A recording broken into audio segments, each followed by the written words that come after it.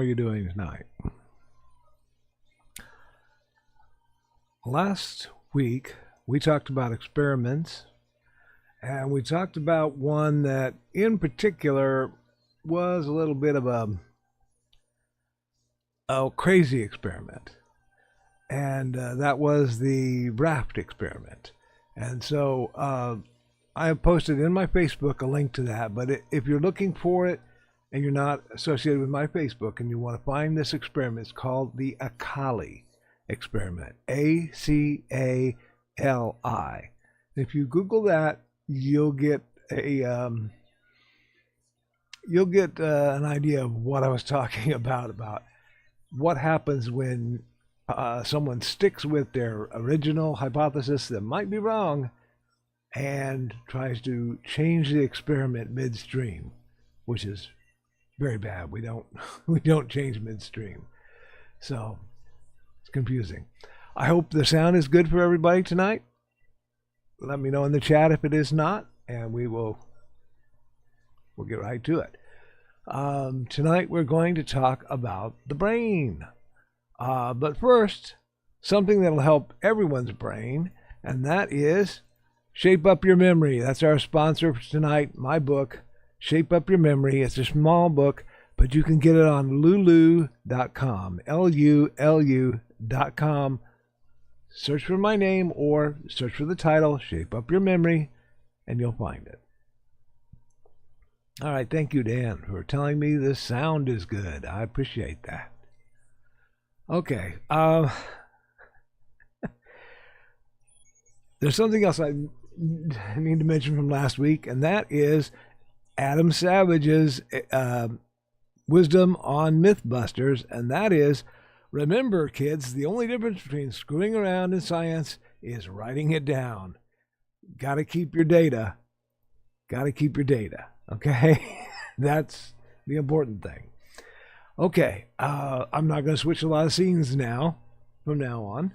I'm going to stick with this one, and I'm going to get into the boring topic tonight. Sort of boring, sort of not. It just depends on your point of view. This one's going to be the least exciting of the ones I think that we do cover, though. So, thanks for coming in, and we'll get right to it. The brain is... I've just lost my chat here. Where'd I go? Oh no, I lost where my chat is. Okay, Donna will have to keep track of that for me. Oh, there we are. Okay. The brain is a weird sort of organ. For many ages in history, they didn't really know what the brain did. The ancient Egyptians knew it was kind of important, and they took it out of the king or pharaoh's body before they put him into a mummy, but they really didn't feel that it was that important. Today we know different than that. The brain is made up, at least in the humans, it's made up of three portions.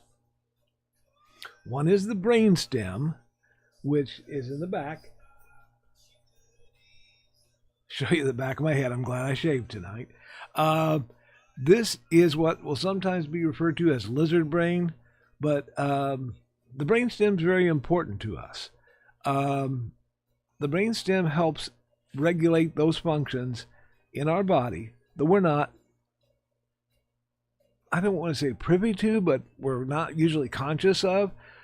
Breathing, yeah, okay. Sometimes we're conscious of our breathing, but we're not always conscious of things like blood flow. Do you feel your blood going through your veins? I hope that it's going, but, we don't control that. Your digestion. Unless something goes wrong, we don't notice our digestion. We don't say, oh, time to digest that supper. Let's get those enzymes going. So the medulla does all that for us. The brainstem does all that for us. It also does other things like fear and getting us ready to run if we need to. Those kind of things happen down deep in us. The next portion of our brain is the cerebellum, and that does some more high-end sort of stuff. So it's not as primitive, if we want to call it that, as that brainstem, but it does more important things for us. It helps us with storing memories and things like that sometimes. The cerebrum is where the action is, though. The cerebrum, right up front here, and covering most of our head, is the thinking part of our brain. Between the two lobes, there's a right and left side of the brain. Between the two lobes is something called the corpus callosum, which is a bunch of nerve endings that kind of hook those two sides of the brain together. Now, you've probably heard of people being right-brained and left-brained.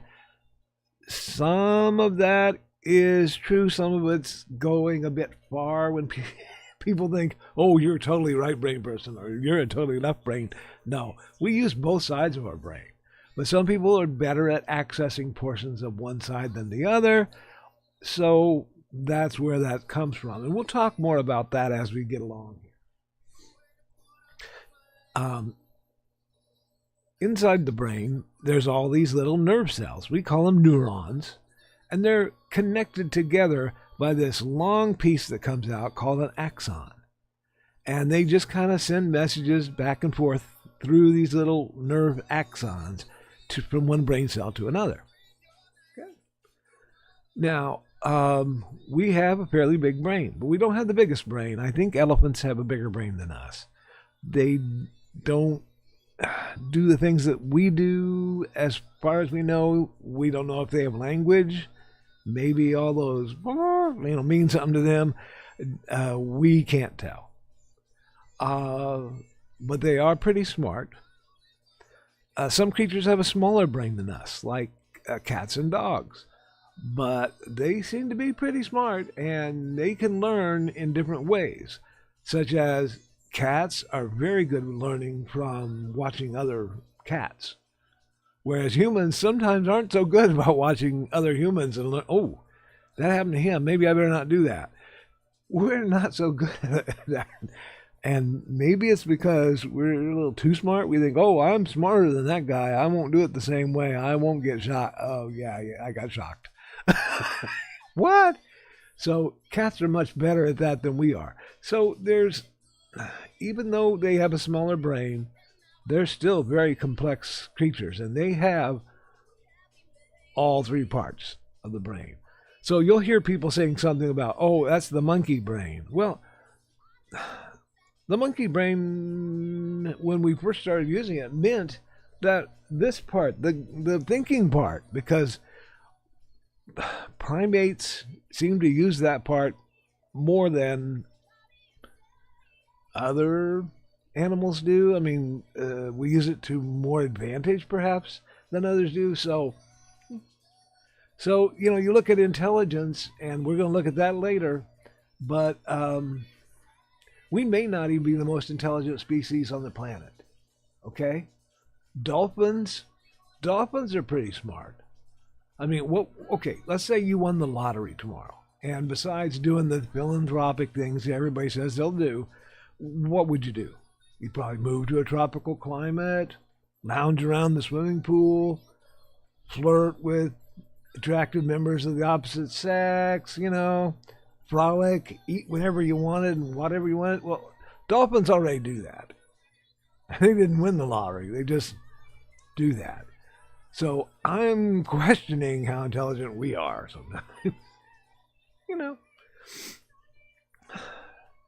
Now, I talked about the split brain, the right and left hemispheres of the brain. Back some time ago, 50s, 60s, there were operations done because people would have what they call temporal lobe epilepsy. It would start in one side of the brain and then it would spread to the other part. And they thought, well, we'll cut all those nerve endings between them, the corpus callosum. We'll cut that, and then the seizure will only stay in one half of their brain.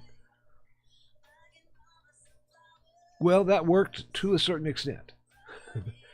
But those folks would have trouble in life after that. One person was noted as having a school book under their arm, and they're walking along, and the other part of their brain didn't want to go to that class, so they grabbed the school book from underneath the left arm with the right hand and threw it in the trash as they went to class. Not a good coping strategy. So they've stopped doing that, thank goodness. We've learned from people who have brain injuries that certain parts of the brain do certain things. But you can't just, take out a brain and look at it and go, I wonder what this does, I wonder what that does. It involves working with living people if you want to see what's going on. And we talked about the model of psychology being like a castle, and you don't know what's inside the castle. Well, that's where the brain's sitting. It's sitting right in the inner keep of that castle. So, how do we know what's going on? Well, there was a doctor called Wilder Penfield, and he did some brain surgeries, and he was trying to fix certain things, helping people out, like where they had a tumor or something in their brain. And he accidentally touched a portion of a brain with an instrument, and the person goes, I smell apple pie. Because they had to be conscious during this. They could not be unconscious during brain surgery. For some reason, I don't know. I'm not a neuropsychologist. So, but they had to be conscious. And they say, I'm smelling apple pie. And he's like, really? They touched that part of the brain again and say, yeah, there's apple pie around here. I smell it, right? It's even stronger now. Okay. You touch another part of the brain and the person would, oh, I thought I saw a spider. So he figured out that there's memories attached to certain brain cells and certain reactions. Like you might throw your hand up like this. They've done some mapping of the brain, but hey, these are living people. You can't just open someone's brain and put little electric shocks there and see, what did that do? Did you smell something? So we're really limited in what we can do, and that's probably a good thing. So we have to still study this from other points of view. Now, I want to talk about sensation for a bit, okay? Sensation is, our five senses. Okay, great, good. And we think that is reality, But it's only our perception of reality based on how we interpret it and our past experience. And so sometimes that gets in the way, and we'll talk about that as we go along. But basically, sensation is a way that the brain feels, or the body feels certain things, and the brain needs that, chunked out easy bits and pieces, So our whole system of sensation is based on reducing this data for the brain so that the brain can interpret it. One of the ways it does that is through absolute thresholds. And that is like, what is the softest sound you can hear? What's the loudest sound before your eardrums rupture? And light. What is the tiniest bit of light that you can perceive? Now, our hearing is supposed to go from about 20 hertz to 20,000 hertz. Dogs and cats can hear up to 50,000 hertz. Good to know, right? Well, we're going to do a little experiment here. If I can get this to work. I don't know how well it's going to work with my microphone or not. I'm going to play a tone. And let me know in the chat if you can hear this. I'll move my microphone closer to the speaker.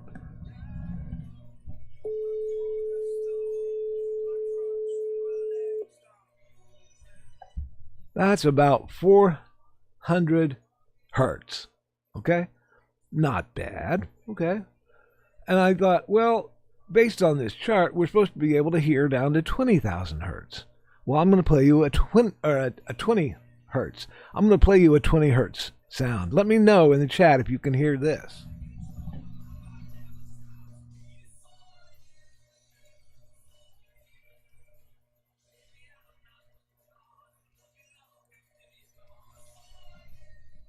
Okay, could anybody hear that? You heard the first one. Did you hear the second one? Chances are you might have felt a rumble. If you get below 20 hertz, I mean, you're... Okay, very good, Dan. Sounds like a G in a musical tone. Okay, I couldn't hear it, but I could feel it. I could feel it kind of in my chest. And if you get down way low in those frequencies of below 20 hertz, you're talking like earthquakes. So, yeah, it's okay. Joe didn't hear that. He heard music. That's probably my speakers picking up the radio station down the street here. Okay, supposedly we can hear up to 20,000 hertz. Yeah. I'm going to play you a 4,000 hertz sound. See if you hear this. Oops. Annoying, isn't it? But you could all probably still hear that. That was only 4,000 hertz.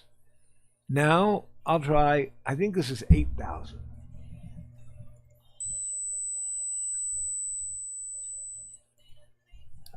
Okay, did anybody hear the 8,000 hertz? I can't. Okay, my hearing, due to age, yeah. Okay, Dan could hear that one. Okay, here's 20,000 hertz. And only the youngest will probably be able to hear it.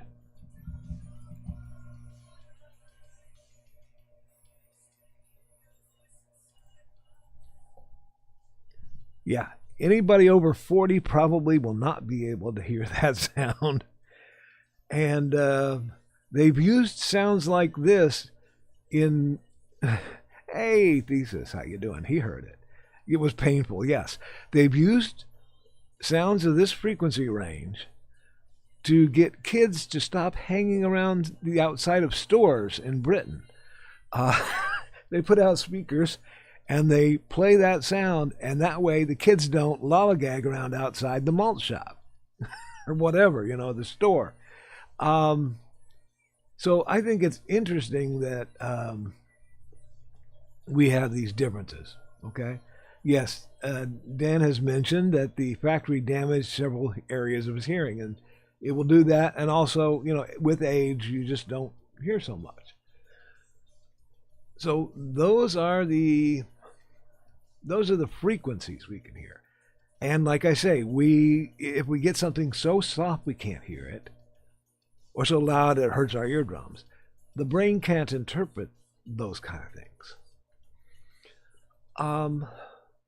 Another thing to notice to think about is noticeable difference. If I played a tone at 495 hertz and 496 hertz, a lot of people would say, okay, that might be a different note. I mean, if I play them right after each other, you'd know. But if I played them just, a minute or two apart, you might say, it sounds kind of the same, Carl. Well, okay, that might not be noticeable enough for us to really realize the difference. And noticeable difference is how we measure those kinds of things. Okay, adaptation is another thing that helps our brain. Adaptation is if there's a stimulus and it does not change, we get used to it. If it changes, then we notice. Did you notice? I turned off the heater in my office. You probably had gotten used to it or just were ignoring it. You adapted to it. Adaptation helps us because That way we don't hear everything and we don't have to deal with that.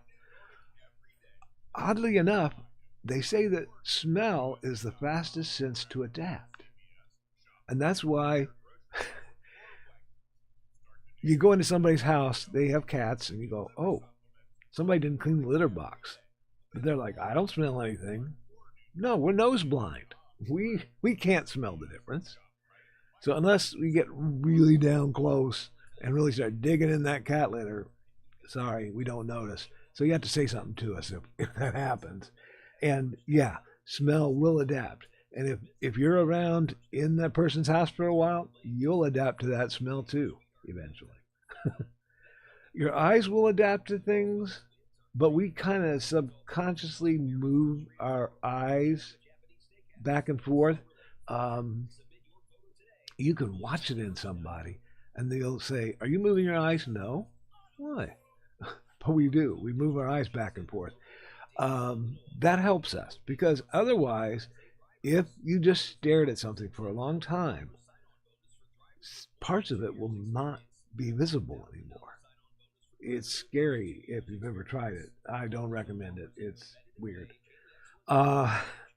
We also have something called selective attention, which helps us as well. Selective attention lets us voluntarily, sometimes, focus on something or not focus on something. So we're able to shut something out. And yeah, sometimes this happens with husbands and wives of selective attention. Sorry, dear. It happens, you know. Anyway, it can help us in other ways. There's something called sensory gates. Now, let's say you have a pain. This week it's been my knee, the cold. And so to ease my pain, I can do several different things which will help me to close down that sensory gate somewhat. I can try to lessen my anxiety in general. I can relax. I can calm down. Okay. I can try gaining a feeling of control. So, I can move the knee. Now, maybe it hurts more, but when I stop moving it, it is less. That gives me, I've got a feeling of control. I can make that pain a little less. Not really, but, I'm playing with it here. Attention will do this. Before the show here, I was really nervous and I was like, but I was able to divert my attention away from that anxiety by playing Sudoku. And, that would help me with pain as well. Okay? So focusing your attention away from that thing. It's hard to do, but, speaking of smart cat brains, Charcoal entered. She was up here earlier, but I don't think she wanted me to hold her up as an example. So she's going to have a resting brain right now. Interpretation of pain is another way that sometimes people will try to deal with it. Interpreting the pain as, well, at least I'm alive. Okay? I've got pain in my knee, but I can still move my leg. I'm still walking. I'm alive. All good. Okay? It helps you deal with it a little bit. And then my favorite is called counter irritation. When I had to go to the dentist or something, I would put one foot over the other one and step on my toe. Yes, I'd step on my own toe, and it would hurt. And that I didn't feel the doctor working in my mouth when I was stepping on my toe, because you can only really tell one pain at a time. The brain says, well, wait a minute, we're getting overloaded here. Who's more important? What can I stop? Oh, he could stop stepping on his toe, idiot. But that drew my attention away from my mouth. So it worked. Weird tricks of the brain. Okay? Now, another thing about perception I want to talk about is that a lot of it is learned. Which of my hands is bigger? Okay, which looks bigger? Ah, that's the thing. You learn that if somebody's holding up their hands like this, it hasn't changed the size of their hands. Their hands are still the same size. You know that. Big brain. So a lot of times when we see something, like we see somebody from far away, we know they're a person. We know they're not a little bitty person. We know they're a full-size person. This allows us to watch television or movies because we can realize through our perceptions that that is a full-size person. Okay? You've also seen those things with figure and ground. It's like a vase if you look at it one way, but it's two faces pointing at each other. It's copyrighted, so I couldn't use it tonight for some reason. Anyway, yeah, that is reversible figures, figure ground. And we use that to try to determine, okay, is this thing in front of whatever it is or in back of whatever it is? Sometimes I, as an author, I will look at other people's book covers and I'll say, that looks like it's in front of that person. It shouldn't be. It should be in back of the person. Okay, what's going on here? We have to use our depth cues.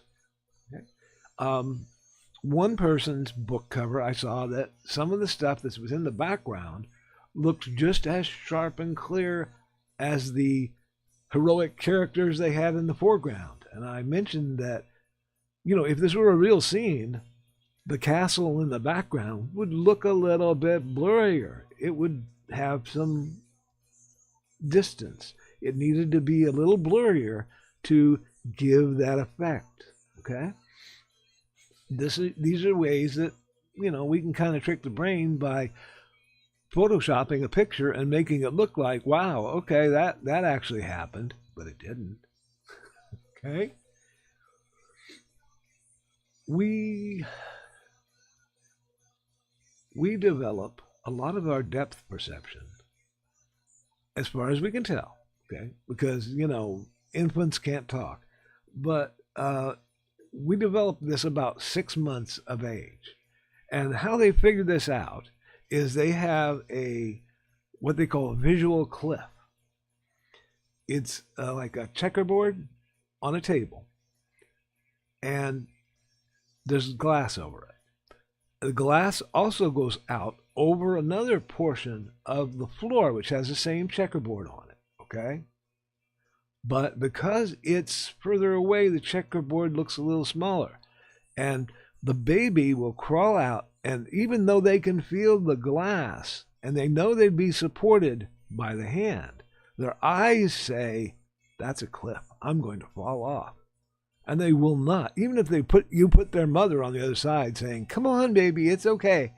That baby will not climb over that if it's over 6 months old. Now, if it's 4 months old, it'll probably crawl over there to mom and I'll be all happy. But that is something that comes along, like I say, about 6 months. Cats and dogs seem to develop this faster than we do.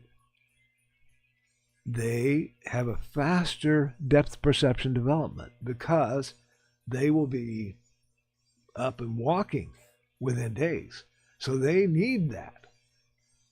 So it has something to do with the need in our environment. Just something to keep in mind. We have depth cues, even if a person, like if you look at something and you can tell how far away it is sometimes by how much your eyes have to converge. I mean, if I look at this, I'm going to be cross-eyed. And my eyes will tell my brain, that's pretty close. You better look out, Carl. Whereas if it's out here, my eyes are less converged. There are muscular cues that come from the muscles around the eye that tell the brain, hey, that's close. Even if a person has only the use of one eye, they can still do that by learning to move that one eye back and forth. It's very interesting, and it's part of rehab that I learned. But yeah, a person with one eye can judge depth almost as well as a person with two eyes if they learn certain techniques. You can try this out yourself by putting a patch over one eye and seeing how you get around the house. You can usually get around pretty good, but you'll find yourself turning your head more. If you can learn to move your eye, it'll be a little less strain on your neck. But the point is that you will find yourself moving your head around more with the patch over your eye because you're trying to make up for that particular convergence. Just an interesting experiment you can do. Okay, another clue the depth we have is how far our eyes are from each other. Different animals have different places of where their eyes are, so they have different disparity of the visual organs. So they're going to have different cues. We can sometimes look at convergence like artists are taught to converge things into one point. If you look at like railroad tracks, they seem to go on and they eventually touch each other. That's convergence. We can look at relative size of things. That person standing next to that building. I know that person's pretty tall, but the building is taller. Okay. You can say, okay, Carl's standing over there. He's 6 foot tall. That building is about twice his size or maybe a little more. So it's probably about 20 foot. We can tell by light and shadow. That gives us some depth, If something's putting a shadow out, we can sometimes judge depth by that.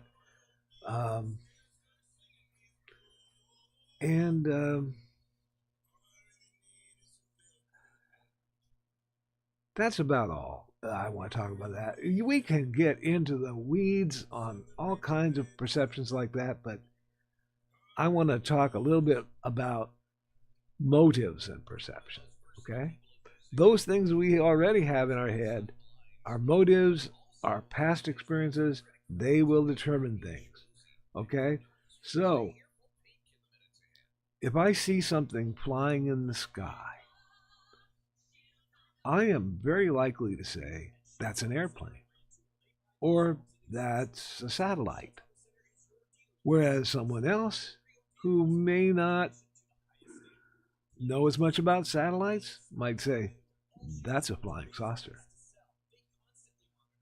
Okay. My motive is to say, what is it that's most likely that's going to be out here flying through the sky? Looking at its relative speed, as far as I can judge, because I have no other depth cues up there in the sky. I might have to say, well, judging by its speed, it looks like it's an airplane. But if it's moving much slower, it's probably a satellite. Okay. But that's my motive, to scientifically prove that. If a person has a motive to prove that there are UFOs, then, they may be more likely to say, hey, that's a UFO. So your motives do have a lot to do with it. Divided attention can make a difference too.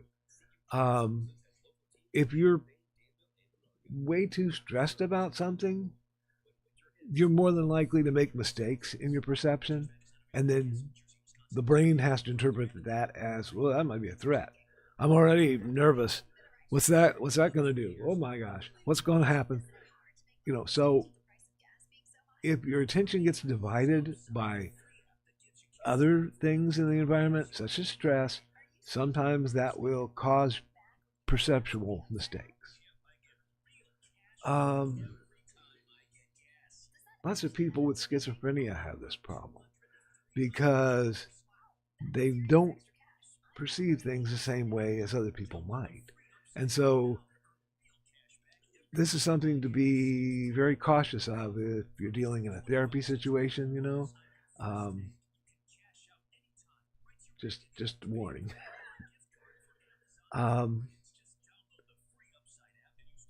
one of the things that I talk about in memory, and we'll go through this again, but your attention is very important in perception.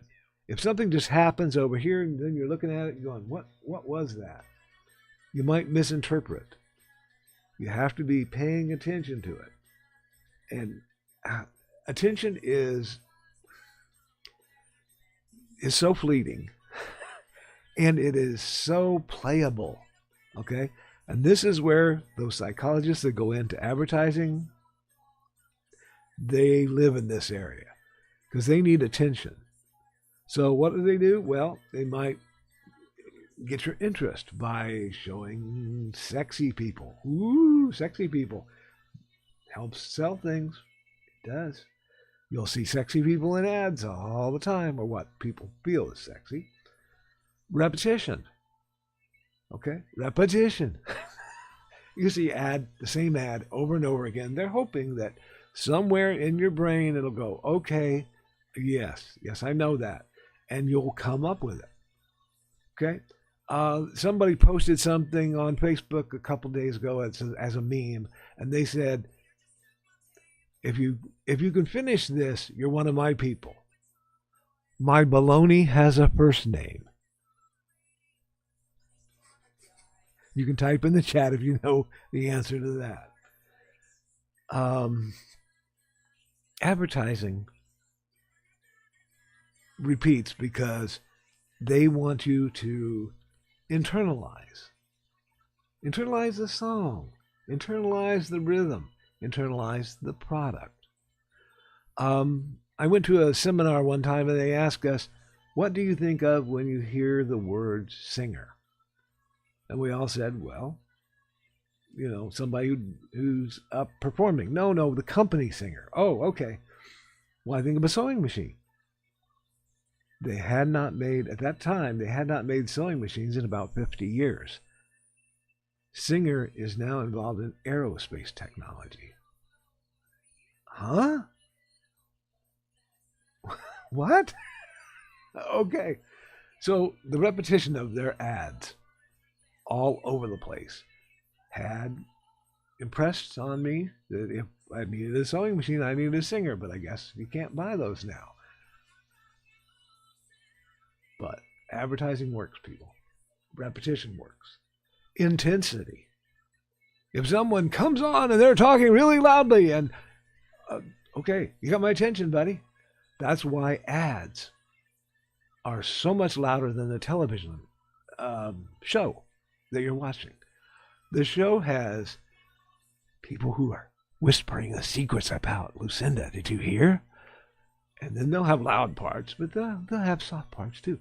An ad with Billy Mays on there is constantly loud and all the time with the same intensity. So, okay, you got my attention. Maybe not in a good way, but you got my attention, buddy. Also, unusualness. Okay, if something's really odd, it will get your attention. One of my favorite ads now is one that's anti-vaping, okay? And it's showing these stuffed animals in a taxidermy shop. And there's a kid outside the window who's vaping. And the stuffed coyote says, "Hey, kid, you could be vaping formaldehyde?" And then another animal goes, oh no, formaldehyde? The whole rest of the commercial is stuffed animals going, oh no, formaldehyde? And it's like, what was the purpose of this commercial again? What? Oh, okay, vaping. It's like, it's so weird that it gets my attention. And so, yeah, okay, I remembered it. See, they got my brain working on there.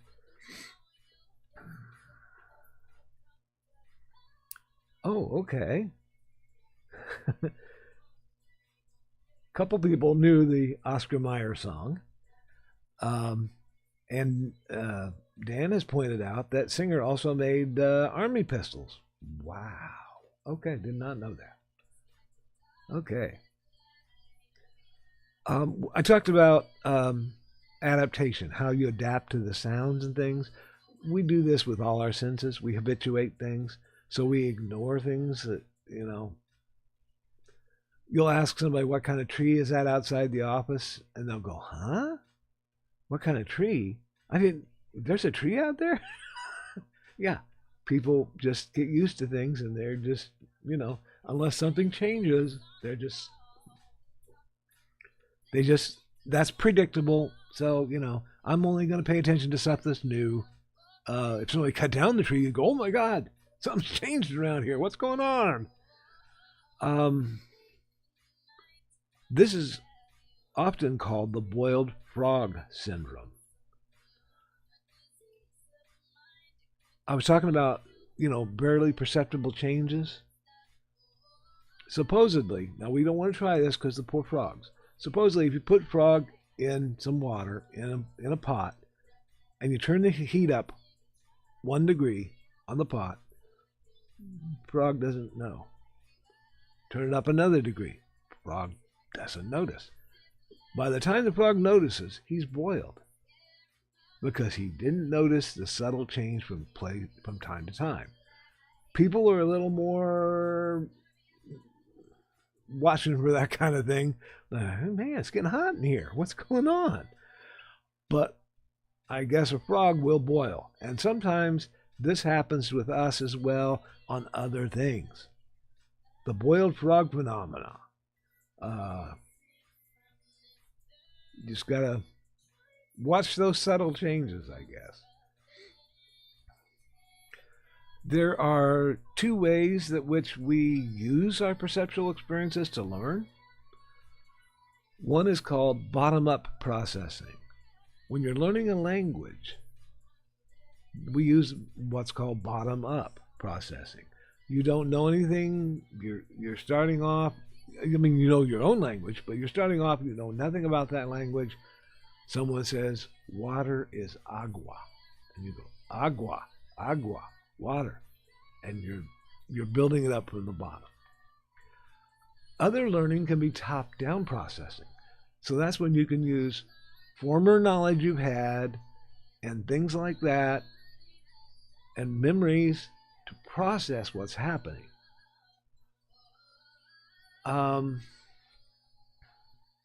This happened to me in a Spanish class. We read the word castigar. Castigar. And it means to punish. And I knew that. And I said, oh, that means to punish somebody. And I said, it's very close to an English word. And my teacher's like, well, be careful. Because she was thinking, I was thinking castrate, but that was not what I was going for. Castigate is actually a word in English that a lot of people don't know. But castigate means to punish. So castigar to me, so I use my top-down knowledge to learn that word. I didn't have to practice that one. And I've remembered it since high school, let's just say. Okay, enough years. Top-down processing can also be used against us. Con men and magicians can trick us by using these kind of things. I've got a deck of cards that is round. And whenever I pull that out and say, let's play cards, people freak out. It's like, what? How can I play cards with those? They're round. Yeah. You can still play cards with them. They're a regular deck of cards. But our brains are just saying those are not cards. Also in perception, we will, to make it easier on our brain, we will pigeonhole experiences. We will put them in their little slot. And that's when prejudice can come in. We have to be aware and make sure we don't, use any of that. That also affects our ability in being an eyewitness to something. There was a little, yes, dear. Yeah, she said, I believe taxidermied animals, which is done with formaldehyde. Right, exactly. Well, I guess it's in some vapes. So who knows? Who knew, right? We used to do a little experiment in my psychology class. where Donna would run into the classroom halfway through the class and sit in the back and hide her head. Okay, people said, all right, that's weird, but okay. He's not noticing. Teacher's still going, so, let's just pay attention to our lesson. I got notes to take. Then a friend of ours would burst in and yell, "There you are!" and chase her out of the room. And I would say, oh my God, okay, I'm going to call campus security. But before I do, everybody, let's describe the perpetrator here, okay? We got all kinds of descriptions all over the place. Very few right. We had one person that got everything right about that perpetrator, okay? And that was a trained observer who was studying to be a police officer. She got it right. But nobody else could put together a decent description. So eyewitness testimony is pretty crap. And Elizabeth Loftus is a psychologist who's done a lot of research in this. If you're interested, look up any book by Elizabeth Loftus, and they're very interesting. And she's been called in to rebut eyewitness testimony in court by showing studies that show that no, you're probably not as good an eyewitness as you think you are. We tend to, push ourselves up a little bit, but we're not so good sometimes. So psychologists have this thing what they call reality testing, testing things that we think we know, but we don't have to test. We think we know this, so we don't have to test that. Well, maybe we don't. So, yeah, a lot of the early psychology experiments were to test to find out, do we really know this for a fact? Is this really true? We have to test everything.